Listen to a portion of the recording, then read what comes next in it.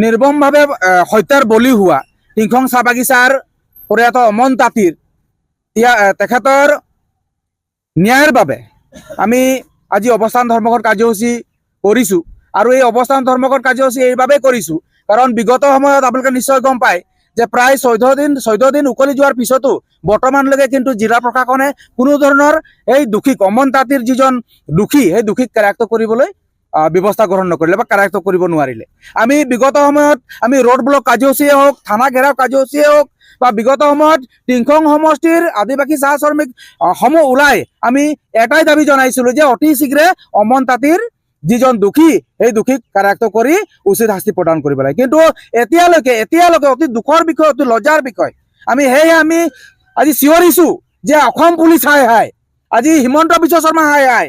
আমি এইভাবে চিঞৰিছোঁ কাৰণ আমি আদিবাসী চাহ শ্ৰমিক বৰ্তমান সময়ত আমি সুৰক্ষিত নহয়, আমাৰ যুৱক যুৱতীসকল সুৰক্ষিত নহয়।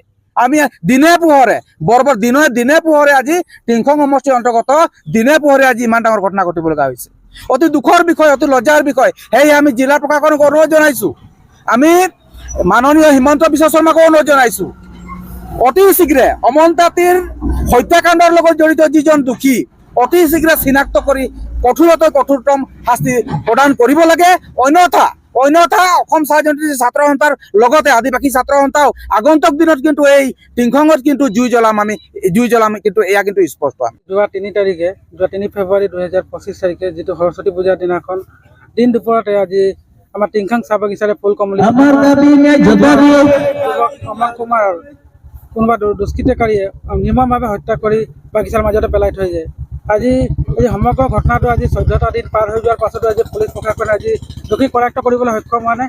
আৰু আমি আজি এই অৱস্থান ধৰ্মঘটৰ কাৰ্যসূচীৰ যোগেদি আমি পুলিচ প্ৰশাসনৰ জিলা প্ৰশাসনক আমি সকীয়াই দিব বিচাৰিছোঁ যে অনতিপলমে অমন কুমাৰৰ যি হত্যাকাৰী আছিলে এই হত্যাকাৰীসকলক অতি শীঘ্ৰে কৰায়ত্ব কৰিবলৈ আমি ধৰ্মঘট কাৰ্যসূচীৰ জৰিয়তে তেওঁলোকক আমি আহ্বান জনাইছোঁ। ভাগ্যজনক কথা যে আজি পুলিচ প্ৰশাসনে কিয় জানো আজি টিংখং অঞ্চলত দিন দুপৰতে সংঘটিত হোৱা এই ঘটনাটো তেওঁলোকে মানে দোষী কৰায়ত্ব কৰিবলৈ সক্ষম হোৱা নাই।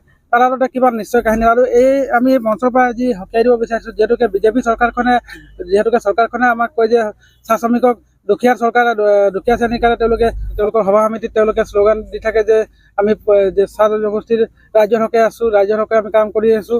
তেওঁলোকে হয়তো তেনেবিলাক কথা আমাৰ আগত ব্যক্ত কৰিছে বা ৰাইজৰ আগত ব্যক্ত কৰে। কিন্তু আমি তাৰ পৰিপ্ৰেক্ষিতত আমি দেখিবলৈ পাইছোঁ যে আজি বিজেপি চৰকাৰখনে আজি চাহ শ্ৰমিকসকলক সঁচাকৈ সুৰক্ষা দিবলৈ সক্ষম হোৱা নাই বুলি আমি নিজে ভাবিবলৈ বাধ্য হৈছোঁ।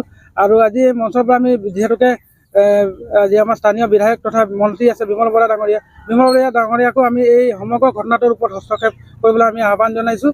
আৰু আজিৰ এই ধৰ্মঘট কাৰ্যসূচীৰ জৰিয়তে আমি প্ৰশাসনক অতি শীঘ্ৰে অমন কুমাৰৰ হত্যাকাৰী কৰায়ত্ব কৰিবলৈ আমি আহ্বান জনাইছোঁ। যিকোনো খবৰৰ বাবে যোগাযোগ কৰক 7099017330 লগতে 7099017110 নম্বৰত।